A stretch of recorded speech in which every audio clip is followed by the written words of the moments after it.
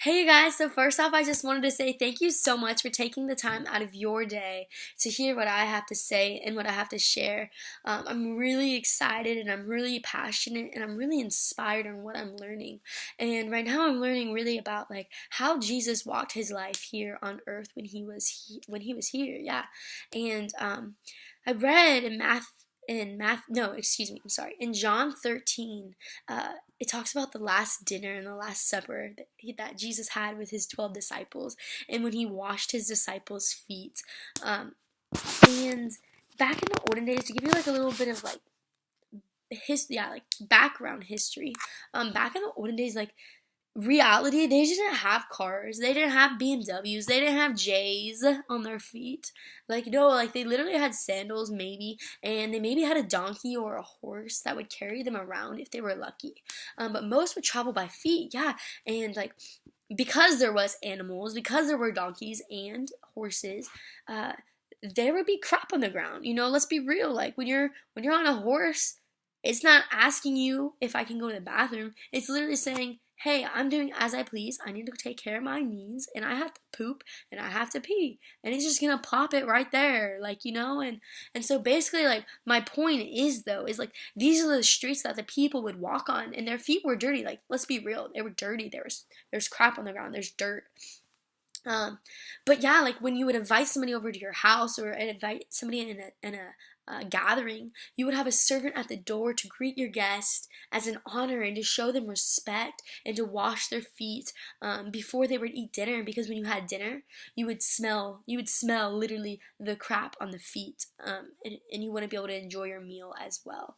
But during this Last Supper, like Jesus didn't have he didn't have a crap servant washing his disciples' feet as they entered the house, and honestly, like I think he was really intentional about that, and I'll explain why in a little bit, and you'll understand why this is so like crazy, but to jump into it.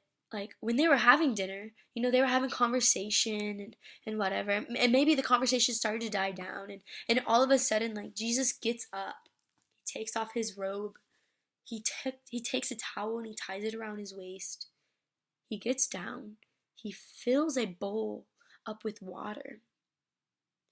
And he starts washing his disciples' feet. Now, when he got to Peter, Peter was like, "Are you about to wash my feet?" Question mark. If you were texting, sorry. Um, sorry. And then, yeah, like, "Are you about to wash my feet, Jesus?"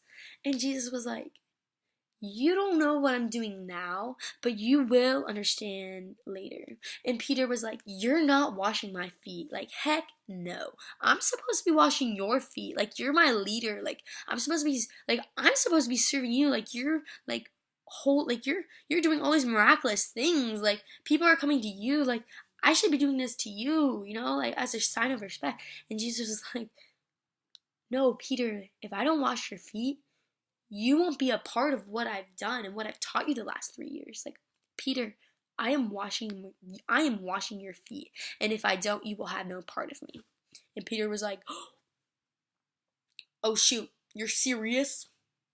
Jesus, I want to be a part of you. Yes, I do. So will you wash my feet? Will you wash my hands? Will you wash my hair? Like, Jesus, will you give me a bath? Like, please, like, I want to be a part of you." And, and Jesus was like, "Homie, like, chill down. Like, calm down. Like, I ain't giving you a bath, boy. Like, you took a shower. Like, I know you're clean. But you do have crap in your life, and your feet are dirty, and that's what I'm here to take care of. I want you to enjoy your food, and I'm here to wash your feet only."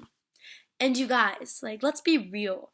Like, we all have crap in our life. And even though, like, this is just the feet, like, this is a symbol. Like, we are not perfect, you guys. Like, there is a gap between heaven and earth. And Jesus came down, like, God sent his son, Jesus, to fill that gap so that we can live with God. Because Jesus is here to take care of our crap when we go to him. Like, he's there to die. He died for our sins. Like, we're not perfect.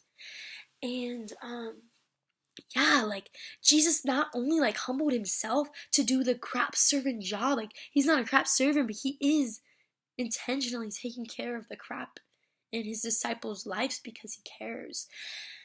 So that's the first thing, like Jesus humbled himself.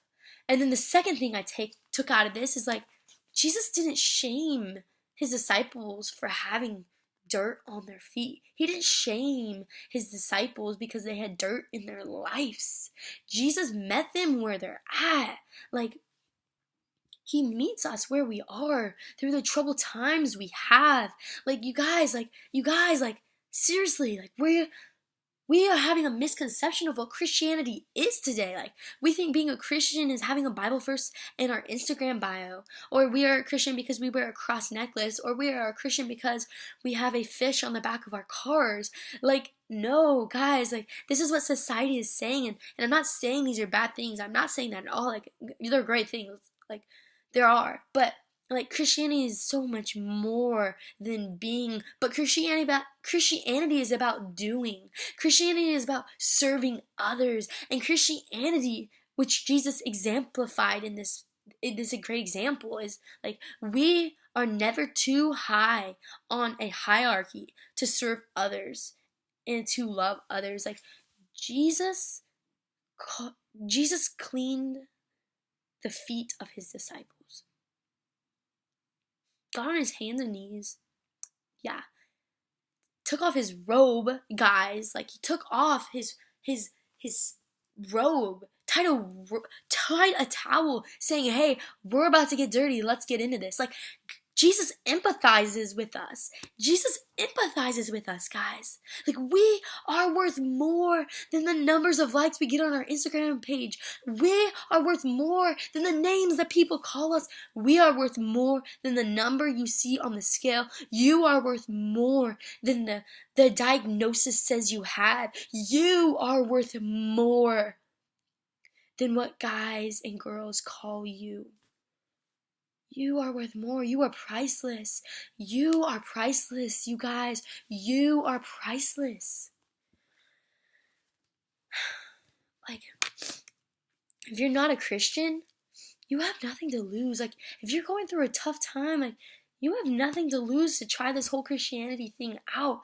Like, I'm not saying life is gonna be easy, but I'm saying you're not gonna be alone. You're not gonna have to go through these obstacles by yourself, but you're gonna go through these obstacles knowing that you have support, knowing that you have God on your side, and if He is for you, then nothing can stand against. If He can move mountains, then what makes you think He can't move this little obstacle in your life or fix this obstacle that's going on in your life? Guys, our God is powerful. Our God is powerless. He is powerful and He is limitless. He has no limits. You guys, if you've been hurt by a Christian, maybe you have a friend who claims they're Christian and they go to church on Sundays and then they intentionally do wrong on the weekdays. You guys, like, I'm sorry, and I want to be the first Christian to genuinely say I am so sorry. I'm so sorry you've been hurt. But that is not how God intended us to be. And that's why He sent His Son down on this earth to be a living example of what a real Christian is supposed to be like. So guys, let's humble ourselves, okay? Let's humble ourselves knowing that we are not too high to serve others. And second, like, let's meet people where they're at in life. Like, not because of a social standard, but guys, meet everybody where they're at. Treat them like they're the most important person because that's how Jesus looks at us. He says that you are the most important person. You are the apple of my eye. You are the pearl of all gems. You are worthy and you are priceless. Guys, Jesus modeled the life of a Christian. So let's do it. Let's do it, not just be it. I love you guys. And we are in this together. And if you're not a Christian and you don't know because, you know, like, this is just like all made up to give you false hope. But you guys, like, if this is something you want to try, ask and it will be given.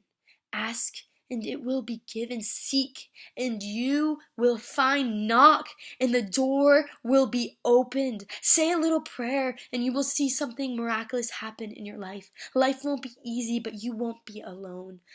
You will not be alone. I love you guys, and I am so thankful to know you guys. I'm so thankful that you guys are a part of everything that I'm doing, and I love y'all. Thank you. Thank you for listening in. And if you watched this whole video, y'all are awesome. Love y'all. Bye.